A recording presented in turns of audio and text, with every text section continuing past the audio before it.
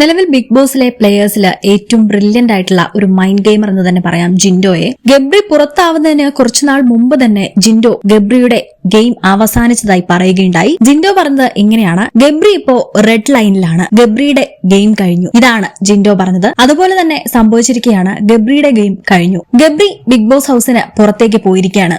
എന്ത് കൃത്യമായിട്ടാണ് ജിൻഡോ പ്രെഡിക്ട് ചെയ്തിരിക്കുന്നത്?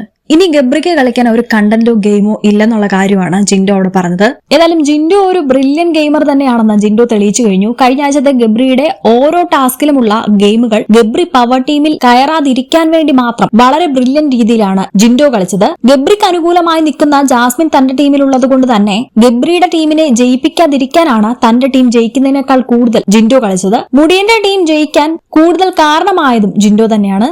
അതോടൊപ്പം തന്നെ അതിനു മുമ്പുള്ള ഒരു മോർണിംഗ് ടാസ്കിലും നിങ്ങളെ വേദനിപ്പിച്ച ഒരു ഇൻസിഡന്റ് ഇവിടെ നിങ്ങൾക്ക് പറയാം. അയാളോട് നിങ്ങൾക്ക് ക്ഷമിക്കാൻ തോന്നുകയാണെങ്കിൽ ക്ഷമിക്കാം എന്ന് പറഞ്ഞിരുന്നു.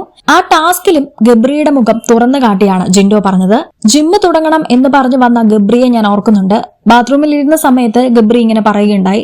ആ സമയത്ത് ഷർട്ട്ലെസ് ആയിട്ടാണ് ഗബ്രി നിന്നത്. ജിമ്മൊക്കെ തുടങ്ങുന്ന ആളാണെങ്കിൽ കുറച്ച് ബോഡിയൊക്കെ ബിൽഡ് ചെയ്തൂടെ എന്ന് ഞാൻ പറഞ്ഞിരുന്നു. ഈ ഒരു കാര്യം അപ്പോ നല്ല രീതിയിൽ എടുത്തിട്ട് കുറച്ചു ദിവസം കഴിഞ്ഞ് ഒരു പ്രശ്നം ഉണ്ടായപ്പോ മോശം രീതിയിൽ അത് വലിച്ചിടുകയും ജിൻഡോ ബോഡി ക്രാഫ്റ്റ് എന്ന എന്റെ സ്ഥാപനം തന്നെ ഇല്ലാതാക്കുമെന്ന് വെല്ലുവിളിക്കുകയും ഗബ്രി ചെയ്തിരുന്നു. ആ ഒരു മോർണിംഗ് ടാസ്കിലും ജിൻഡോ ഗബ്രിയോട് പറഞ്ഞത് ഇതാണ്: ഞാൻ മജ്ജയും മാംസവും ഉള്ള മനുഷ്യനാണ് ഗബ്രി.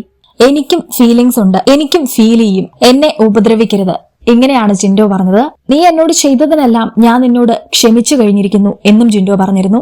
ഓരോ വീക്കിലും എങ്ങനെ തന്റെ ഗെയിം കൊണ്ടുപോകണമെന്നും എങ്ങനെ കളിക്കണമെന്നും കൃത്യമായി മനസ്സിലാക്കി തന്നെ കളിക്കുന്ന പ്ലെയറാണ് ജിൻഡോ. മറ്റുള്ളവർ പറയുന്ന പോലെ ഒരു മണ്ടനല്ല ജിൻഡോ. ഇങ്ങനെ തന്നെ മുന്നോട്ട് പോവുകയാണെങ്കിൽ ഇത്തവണത്തെ ബിഗ് ബോസ് സീസൺ 6 കപ്പും ജിൻഡോ തന്നെ കൊണ്ടുപോകും. ജിൻഡോയെ ഒരു മണ്ടൻ എന്ന് വിളിക്കുക മാത്രമല്ലാതെ ഒരു മനുഷ്യനോട് കാണിക്കേണ്ട സാമാന്യ മനുഷ്യത്വം പോലും കാണിക്കാതെയാണ് ജിൻഡോയോട് ഗബ്രി പെരുമാറിയിട്ടുള്ളത്. ഇപ്പൊ പുറത്തിറങ്ങിയ ഗബ്രി ജിൻഡോയ്ക്കുള്ള സപ്പോർട്ട് കാണുന്നുണ്ടാവും. ഇപ്പോ ഗബ്രിക്ക് മനസ്സിലായിട്ടുണ്ടാവും ആരാണ് ശരിക്കുള്ള മണ്ടനെന്ന്. നിങ്ങളുടെ അഭിപ്രായം കമന്റ് ചെയ്യൂ.